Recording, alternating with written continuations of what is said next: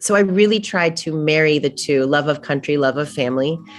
And when I got the job, my favorite thing to think about was that she can be a badass with a warm heart. Thanks for you for taking the time out of your busy day. Talk with us about Dairy Queen's Miracle Treat Day. Yeah. How did you get involved in this project centering around ice cream? Well, I've always loved Dairy Queen, and I've always had a connection with them. And my husband as well is obsessed. And having three children and being two of those are boys, very active boys, and one of them being a middle girl, I'm very familiar with um, the hospitals. I know I'm getting to my point. And so when this partnership came about, I love when I can mix doing good and feeling good and mix the philanthropic side with children. And so there is Miracle Treat Day, July 28th. It's on a Thursday. And if you go to participating Dairy Queens and you just buy your Blizzard, they will donate $1 to the Children's Miracle Network hospitals in your local city and town. So you are helping those children and giving hope and health to families that are local to you. And I absolutely love that. I will support anything that has to do with children, especially children and families in need. And this was one that made absolute sense to me. So I get to chat with people like you today and let everybody know about July 28th.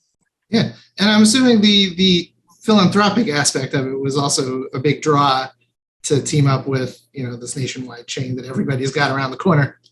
Absolutely. That was the initial draw. It's like I said, whenever you can mix doing something good for your community with something fun, like purchasing a Blizzard at Dairy Queen, I'm all about it. And that's something that my children can understand. Okay, so if we go here and we get one of our favorite treats, it's also going to give $1 to the Children's Miracle Network Hospital in our area. I'm like, yes, baby. So it's a great partnership. It makes so much sense because especially nowadays, it's hard to ask people to just give.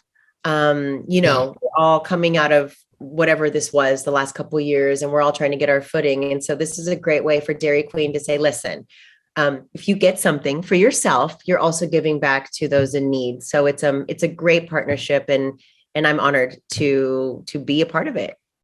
The moment I knew I was asking you about ice cream, I was thinking, what might Vanessa's character from NCIS Hawai'i love about it?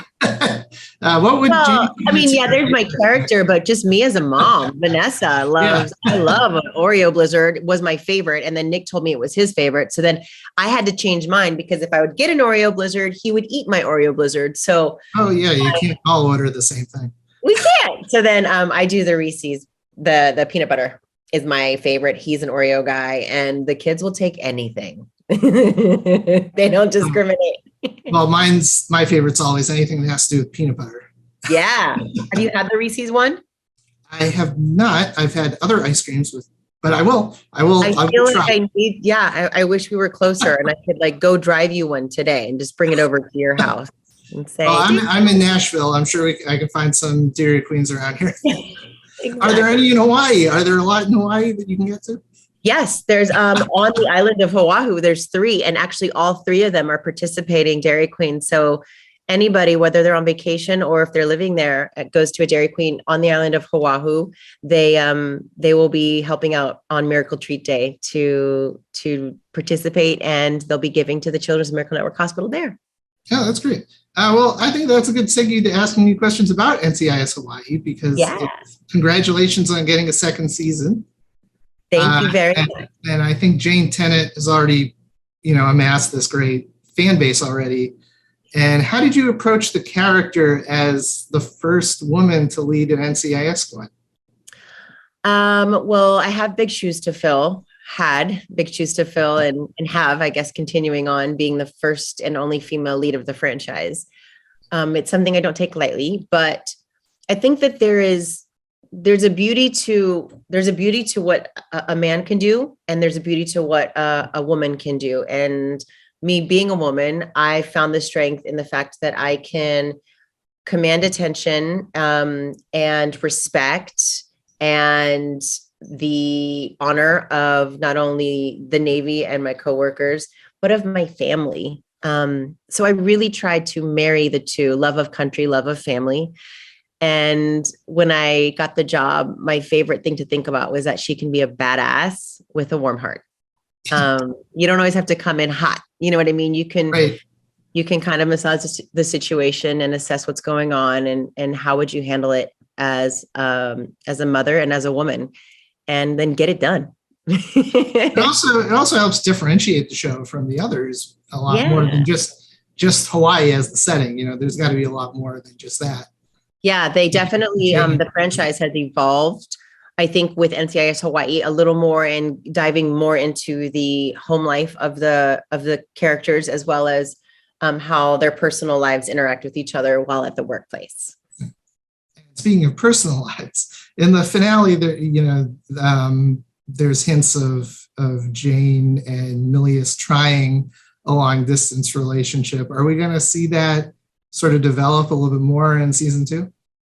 Daniel, I'm going to have to leave you hanging on that one. I will say we started filming season 2, and there are some sparks, and it may or may not be Milius. That's a diplomatic answer. Yeah. But you won't be disappointed. That I can promise. Cool. No, it's not Nick. Well, in season 1, you also had the writers found a really ingenious way to bring in members of the original NCIS cast. Yeah. And I think it would be really cool to bring in the NCIS LA team at some point. It would be really cool to work with LL Cool J. Oh, for sure. I said they have to write something where there's a national security moment, and both the DC office and the LA office need to come to Hawaii, and we all need to figure out what's going on at Pearl. So, maybe from your mouth to the writer's ears. If FBI and the Law and Orders can do 3 in a row, maybe NCIS. 3, you mean back to back on the same? Yeah, they're doing the 3 back to backs. Yeah, they have a whole night. And We have, so LA is Sunday night and ours is Monday night. But what I was saying was to get all of us on one episode. So if they came out to do ours, all 3 of us are attacking some issue. That would be fun. And each show has the cast, and they're all a family. And how do you think the Hawaii family stands out from the LA and the original NCIS families? To your point, everyone's so different and unique and offers such different storylines. But we do have the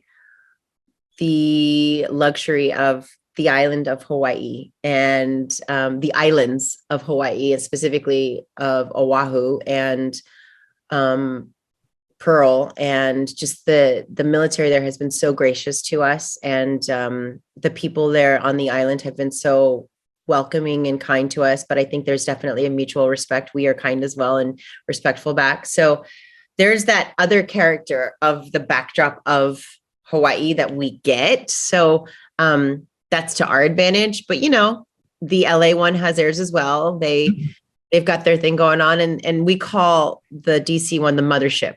It's right. The original, the OG. So they set the bar. And you and Nick are also hosting more seasons of Love is Blind. Yeah. And season 3 is coming out soon. I don't know if they've announced it, but yes, we have banked some seasons that are ready for your viewing pleasure and binging pleasure. Just knock it all out in one long night. What is it about that show's format that has sort of kept it alive longer than other shows that we all binged during the early days of the lockdown? It seems like that's one reality show that we're really sticking with. I don't know if it's specifically that it was during the lockdown. It came out during the lockdown, but I think if the show came out whenever, it just, to me, it touches people because it is very real. It talks about finding love based on who you are, which is what we all want, especially living in this swipe generation of catfishing and photos that can be retouched. You just want to know that someone loves you for you, and everything else is the cherry on top and the icing on the cake. And literally, psychologists say communication is the foundation to any relationship. So if you were able to communicate with this person who then is going to be your partner and your spouse, then you should be good in tackling all the other issues that come your way, i.e. family, friends, money, environment, workplace. So I think that it brings dating back to how it was meant to be. And I think that really intrigues people, and the emotions and reaction are real. You know, we didn't make anybody cry in the pods. We didn't tell anybody to propose. They did all of that on their own. And even when people come in for season 2 and season 3, even the guys are like, I didn't think this was going to work, but oh my gosh, here I am crying day 2 in a pod with this woman I've never even met or seen. That must change it so much. And it's an interesting twist to follow up seasons, because season 1, everybody doesn't know the format. And then going into later years, people are more familiar with what it is. They're familiar with what it is, but they don't know the person. They're still having to get to know them, which is something that's always going to continue to be fresh and intriguing, I think, to the audience. Are there any big changes you could tease for season 3 on the show? Or? It's in a different city. But I guess it's sort of like don't fix what's not broken kind of thing. Yeah, exactly. It's a different city, and therefore it's going to be a different show. Every city offers different characters and different dynamics. And this season, it's a spicy one. I'll say that. And before we go, you guys are also hosting The Ultimatum. Correct? Yes. Another one. Why are you guys attracted to these dating shows hosting? Like you're not hosting reality shows like Survivor. You just love the dating formats. Well, we try to do things that are organic to who we are. And I've never had to survive on an island without the luxuries of life, thank goodness. And my husband and I have been together for 16 years in this industry, which I guess in dog industry years is like 1,000.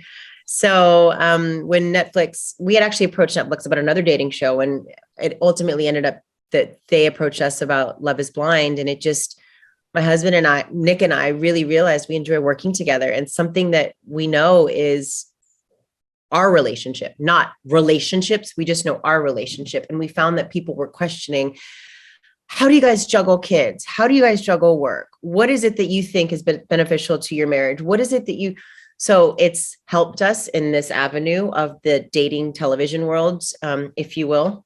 So it's ended up manifesting in this really cool way where we get to work together on these shows that are doing so well for Netflix. And selfishly, I get to work with my best friend. And it's been like our marriage, like therapy, in the sense that we get to go away together and go to these different cities. And we're like, mommy and daddy have to go to work, but we get a nice plane ride together. We have a hotel room together. We have room service together. So it's been really fun for us to be able to get away. But I think one of the best things that Nick said to me when I asked if he wanted to be on NCIS Hawai'i, he's like, I can't, because I don't know how to be anybody else but myself. And so I really took that. What he meant by that was he didn't want to act and play a character. He just is himself. And that's one of the most endearing qualities about him. So this is great for him and for me, because that's who he is. And when, these people ask him a question, he's like, this is what I do, whether it's right or wrong, this is who I am. And he's very genuine and transparent, and it works. Cool. Well, that's a great spot to end on.